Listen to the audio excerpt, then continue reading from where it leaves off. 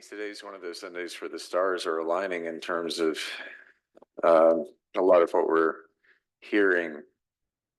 Rachel Held Evans was the author of our insight reading, and she was speaking for many people, especially younger adults, who desire for church communities to be places where serious issues can be addressed honestly, even uncomfortable things, as she mentions. And yet, what Kyle just sang so beautifully, Over the Rainbow, indicates that even in times when we are seeking answers, even in times when things seem unclear, cloudy, dark, that there is hope, that there is a rainbow. So today I am going to address a serious topic, and this topic always catches our attention whenever a prominent person ends their own life. In the past several years, well-known folks like Naomi Judd, singer and the actress, Kate Spade, the fashion designer, Anthony Bourdain, the chef who had a globe-trotting TV series, Robin Williams, terrific actor and comedian. We don't know all of the private details behind those losses, other than those high-profile folks apparently felt so bad, death seemed to them a better alternative to the life that they were experiencing. That kind of loss of well-known people always leads to soul-searching about why our culture has such a huge and growing rate of suicide. It's recognized as a major public health crisis. On average, out of every 100,000 people in the United States, 13 will die by suicide every day. And because of the stigma surrounding suicide, it's widely believed that many of those cases become unreported. They're often listed as accidents. And this is where I need to say that if you or anyone you know is having suicidal thoughts, or you suspect that may be happening with someone you know and care about, do not hesitate to seek help. Call me or call the National Suicide Prevention Hotline. It is easy to find online. Now, it'd be a giant oversimplification to attribute suicide to any one thing, but most agree that depression, whatever the cause of that depression might be, is often the main culprit. And I sincerely hope none of you have ever battled depression. We can all feel down from time to time, but I'm referring to clinical depression, the kind of depression that is ongoing or recurring, where you can feel so bad about life that you might seriously believe that things would be better if you were no longer living. And you might even think about, you might even plan how you might make that happen. We see it a lot in people who've suffered some kind of a trauma, a physical or emotional injury that just does not want to heal. That happens with so many of our service members, post-traumatic stress disorder, PTSD. Depression is a very real result of that. But regardless of the cause, I hope you've never felt that way, because I have a confession to make. I have. Now, it was over 2 decades ago, and thankfully I got professional help. And I arrived at a much healthier perspective of myself and my place and my purpose in the world. And today I feel truly great about my life. I'm very thankful to be here. I have so much to be grateful for, including the gift of being your minister. So know this about me.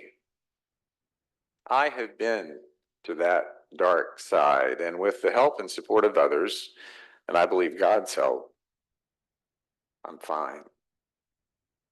This too, it is perfectly okay to stand up in front of a group of people or talk to someone you trust in private about depression.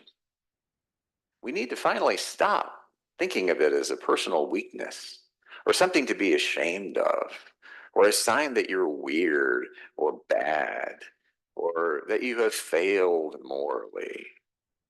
That's ridiculous. We don't think of heart disease or cancer that way, do we? No.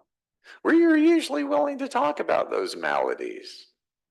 And like those diseases, we need to understand in regard to depression, not to mention other kinds of mental illness, as the treatable disease it is.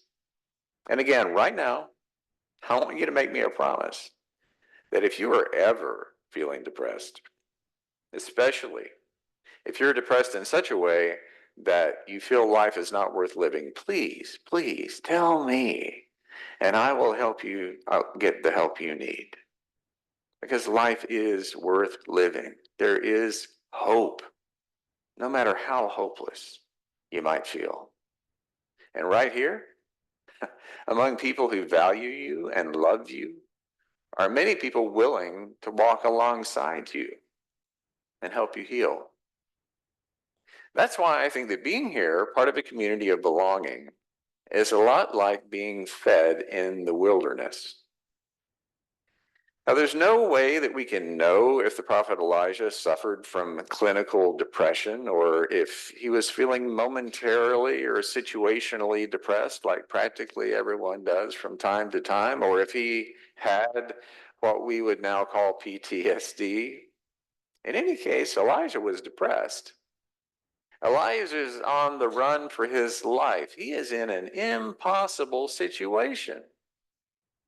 His story, we just heard a piece of it today, took place 2,800 years ago when Israel was ruled by a king whose name was Ahab, and his queen, whose name was Jezebel. The way the story goes, Jezebel, who followed a religion that involved idol worship, had converted King Ahab to her faith, and together they had coerced the people of Israel back into the kind of practices that were specifically forbidden by God's covenant relationship with the Israelites. It was Elijah's job to fight this, to attempt to turn Ahab and Jezebel back to God's covenant relationship with God's people. But Ahab and Jezebel flatly refused.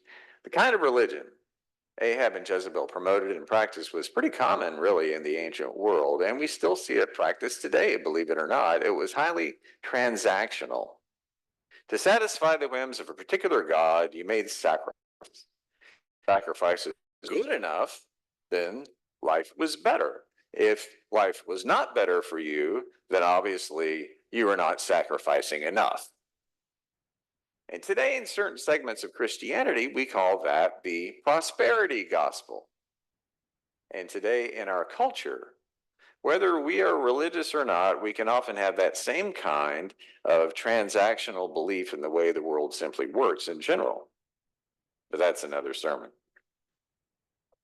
Problem is, any transactional kind of faith is tailor-made for all kinds of abuses.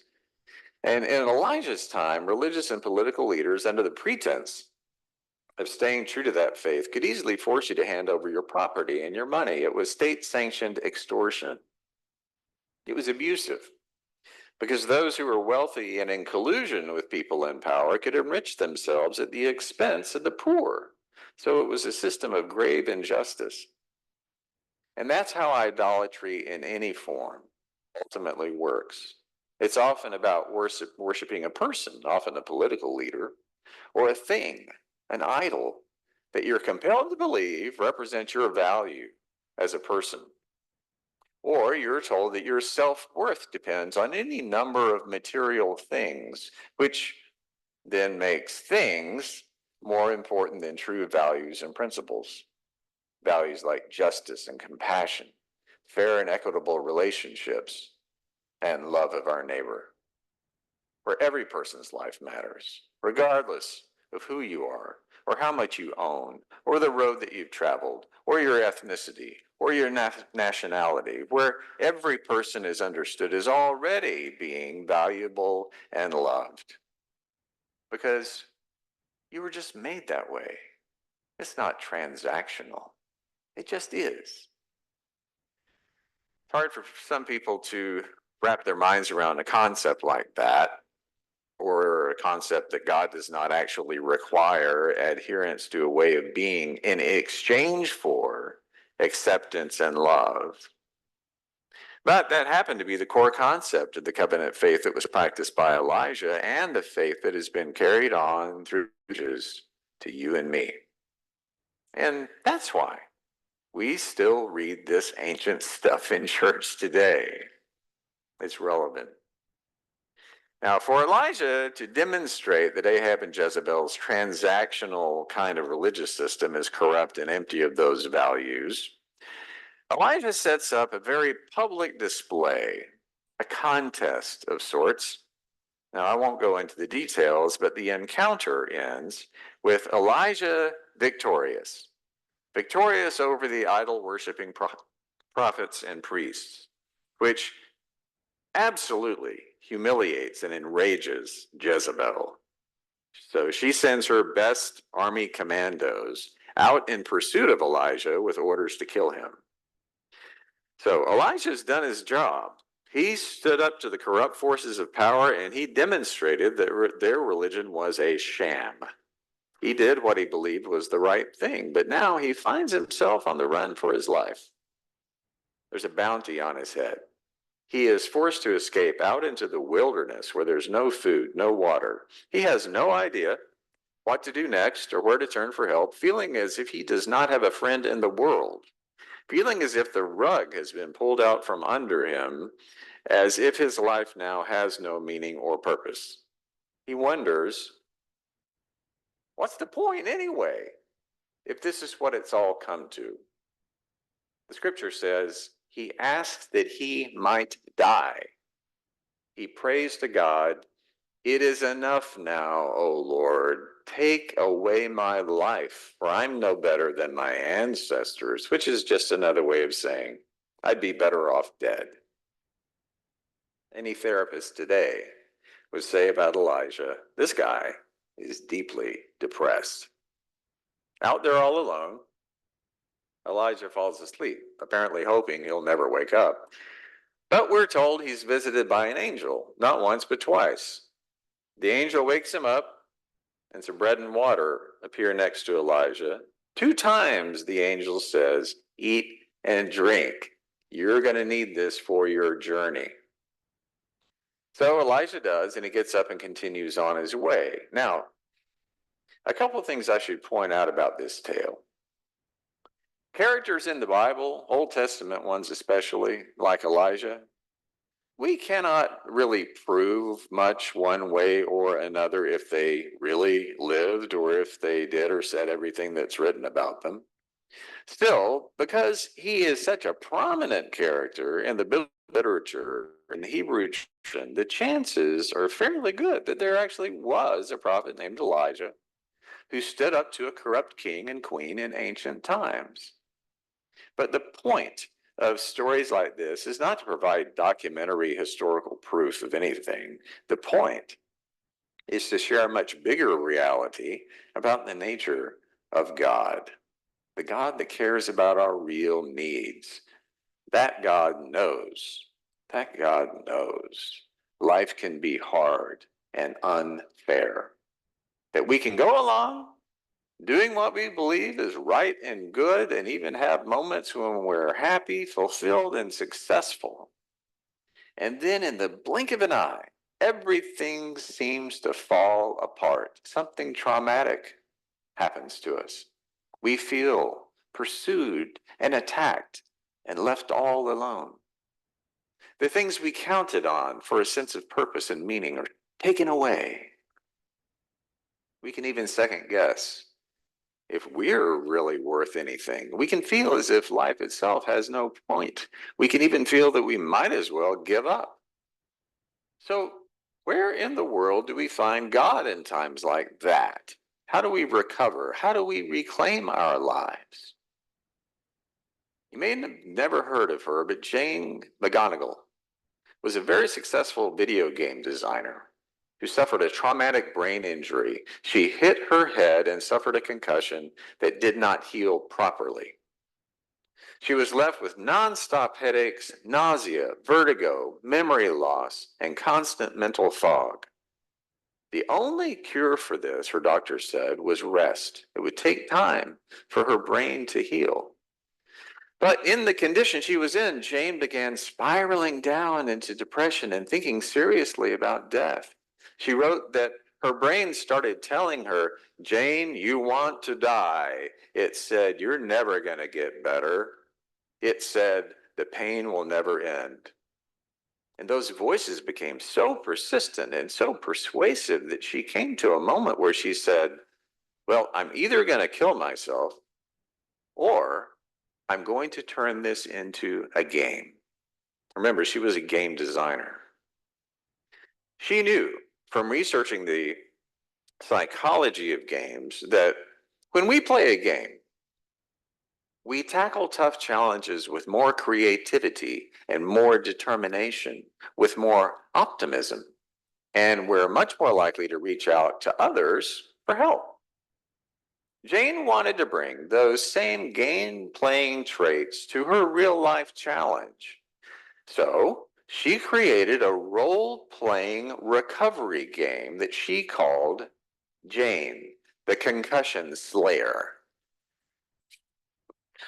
First, she reached out to someone she trusted and loved, her sister. She told her sister, I'm willing to play a game to heal my brain, and I want you to play with me. It was an easier way to ask her for help. Her sister became her first ally in the game. Her husband joined next, and together they identified and battled the bad guys. Now, the bad guys, what were they? They were anything that could trigger her symptoms and slow down the healing process. Things like bright lights and crowded spaces. They also collected and activated what they called power-ups. Power-ups. Power-up is anything she could do on even her worst day to feel just a little bit better, just a little bit productive. Things like cuddling her dog for 10 minutes or getting out of bed and walking around the block just once. The game was that simple. Adopt a secret identity, recruit allies, battle the bad guys, and activate power-ups. But even with a game that simple, within just a couple days of starting to play, her fog of depression and anxiety evaporated. It vanished. It felt like a miracle. It was not a miracle cure for the headaches or the cognitive symptoms that lasted for more than a year, and it was the hardest year of her life. But she says that even when she still had the pain symptoms, when she was still suffering in pain, she stopped suffering. What happened next with the game surprised her. She put up some blog posts and some videos online explaining to others how to play this game, but not everyone has a concussion, obviously. Not everyone wants to be the Slayer. So she renamed the game Super Better. And soon Jane started hearing from people all over the world who were adopting their own secret identity, recruiting their own allies, and they were getting super better. Facing challenges like cancer and chronic pain, depression, and Crohn's disease. People were even playing it for terminal diagnoses like ALS.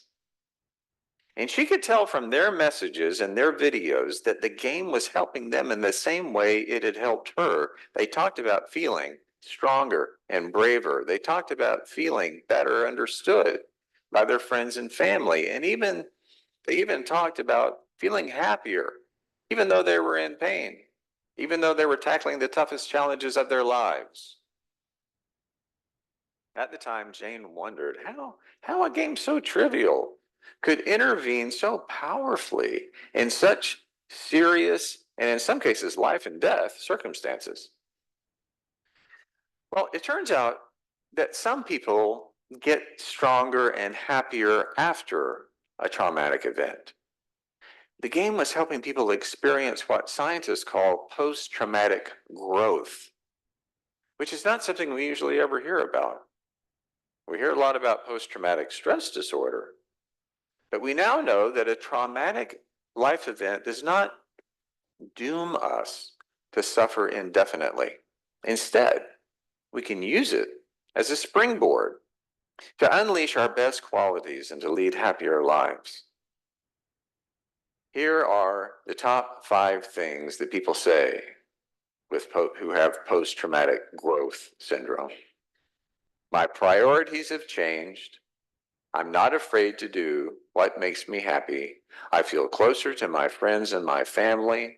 I understand myself better. I know who I really am now. I have a new sense of meaning and purpose in my life. I'm better able to focus on my goals and dreams. Today, Jane travels and speaks about her experience, and she continues creating games that heal.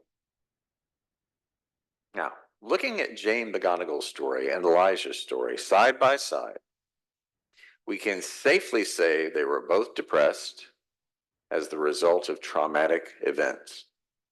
Both seriously considered that their own death would be a viable option, but both chose their own unique way to continue their journey in this life. For Elijah, it was in the form of an angel providing him nourishment to keep on going, a sign that God cared for him, loved him, valued him, and that Elijah's life did have meaning and purpose. God had a plan for him. Jane's angels, so to speak, were the people she loved most and who loved her most, who also provided bread for her journey. They listened, they worked with her and played with her slowly but surely to become stronger and braver and happier and better. And in the process, in sharing with others how her game worked, in sharing what nourished her soul, Jane has helped untold thousands of people. You and I, this church, we have a special responsibility. We are called to be people who are alert and responsive, to listen and really care for each other. We're called to be those angels who provide nourishment for each other. And anyone who comes into our lives or through these doors, anyone who is hurting, traumatized, lonely, afraid, not knowing if things will ever be better, does not take any special training to help. All it takes is to give a loving nudge to those who feel like giving up and say to them, "Here I am. Eat and drink." To say, "I will be with you. We'll figure this out together. We'll do whatever it takes. I'll play this game of life with you. I will walk alongside you. Because you are worthy and life is good. Your life matters. You are loved." Whatever trauma you may have experienced, together, we will work on post-traumatic growth, bread and water for your journey, which I believe is another way of saying salvation.